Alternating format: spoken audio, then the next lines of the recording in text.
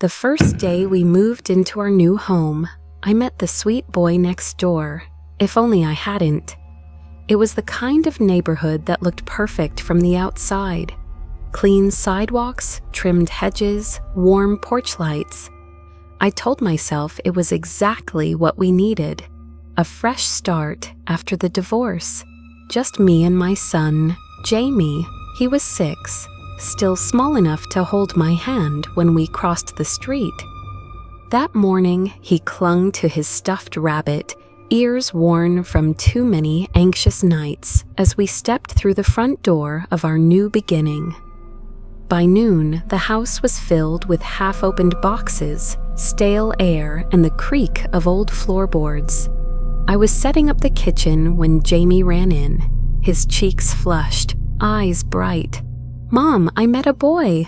I paused mid-unpacking. "Oh? Who?" "He lives next door. He said he used to play in our attic." I smiled, not really listening. I figured the neighbor kids were curious about the newcomers. "That's nice. Did you ask his name?" He nodded. "Luca." The name didn't ring any bells, but I didn't think much of it until that evening. Jamie was brushing his teeth when he turned to me and asked, "Mom, did you hear him knock?" I blinked. "Who?" "Luca. He said he left something in the attic. He wants me to come help him find it." I felt something cold then. Not fear, not yet. Just a quiet shift in the air. Like the house had started listening. I told Jamie it was bedtime and tucked him in with his rabbit, pressed close to his chest. He didn't argue, but before I turned off the light, he looked at me and whispered, "He said not to tell you." I didn't sleep much that night. The house groaned like old wood does, settling into itself. But around 3 a.m., I heard footsteps above me, slow, deliberate, in the attic. I told myself it was just the wind. The next morning, while Jamie was in the backyard, I decided to check the attic myself. The pull-down ladder groaned as I climbed. Dust floated in the stale air, and there was nothing up there except insulation, old beams, and a single wooden rocking horse, one I didn't remember seeing during the tour. Its surface was cracked. Dull red paint clung to the edges, and it was rocking gently. I backed down slowly and closed the attic door. Later that day, I saw him, a pale boy sitting on the neighbor's porch. He was wearing an old sweater with stretched sleeves, legs swinging as he stared at our house, as if he had been waiting, as if he belonged here more than I did. When he noticed me watching, he smiled. It wasn't cruel. It wasn't kind either. It was knowing. Jamie didn't speak much that evening. At dinner, he just poked at his food and kept glancing toward the hallway. "He says you make him sad," he murmured finally. I set my fork down. "Jamie, Luca isn't real." "Yes, he is," he said calmly. "And he doesn't like being forgotten." That night, it rained. Not a gentle drizzle like before, but the kind that lashes at the windows and makes shadows stretch and move in unnatural ways. I lay awake, listening to the wind howl through the trees when I heard Jamie whispering. I walked to his room and found him sitting on the windowsill, talking to someone outside. "Jamie," I said softly. He turned to me slowly, as if pulled from a dream. He says he wants to show me something in the garden. I looked past him and froze. Jamie's footprints were clear in the mud, leading from the back door to the middle of the yard. But beside them, there was another set, smaller, bare. I rushed outside barefoot, the cold mud seeping through my toes. Jamie stood in the yard, arms out, spinning slowly in circles as if dancing, alone. But the prince didn't lie. "Jamie," I called. He stopped, turned. His eyes looked strange, too dark in the night.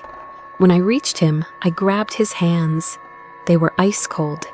He looked up at me and whispered, "Mom, this isn't you, right?" Something in my chest went hollow. I didn't answer. I carried him inside, wrapped him in blankets, and stayed by his bed until morning. But even as he drifted to sleep, he kept mumbling, "She's not my mom, she's not my mom." And from the corner of the room, where the shadows clung too thickly to the walls, I swore I saw a figure turn away. I didn't send Jamie to school that day. He was too pale, too quiet. He just sat on the couch with his rabbit in his lap, staring at nothing. Occasionally, his lips moved like he was answering someone only he could hear. I knew something was wrong with this house, with this place, with whatever was pretending to be part of our lives. Desperate, I returned to the neighbor, the older woman who had said there were no children there. I didn't knock this time. I just stood in her yard until she came to the door. When she saw me, her face darkened. "He's still talking to your boy, isn't he?" she said quietly. I nodded. "Luca, he's in my attic. He's in my house." She took a long breath.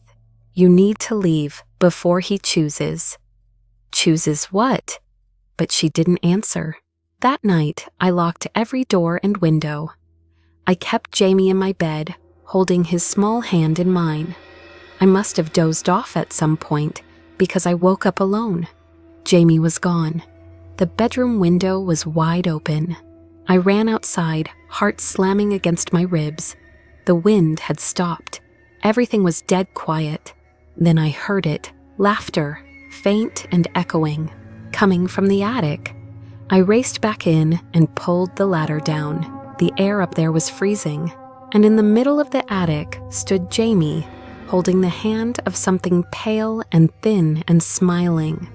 "Jamie," I cried out. The thing looked at me. Its face was like Jamie's, only wrong, twisted, hollow-eyed, as if it had tried to copy him but forgot what a human face really looked like. Jamie looked confused. "But you're here too," he whispered. "Which one are you?" The thing that wasn't Jamie began to grin wider. "I'm your mom," I said, stepping closer. "Come to me." Jamie's eyes darted between us. He took a step forward, then another, and suddenly bolted into my arms. The figure shrieked, a sound like wood snapping and glass breaking, and vanished into the dark corner of the attic. I don't remember getting out, only the cold. We moved the next morning. Jamie never spoke of Luca again, but sometimes when the house is quiet and the lights flicker for just a moment, I think about that night, about what would have happened if he hadn't chosen me, and about the thing that still might be waiting in that attic for another lonely child.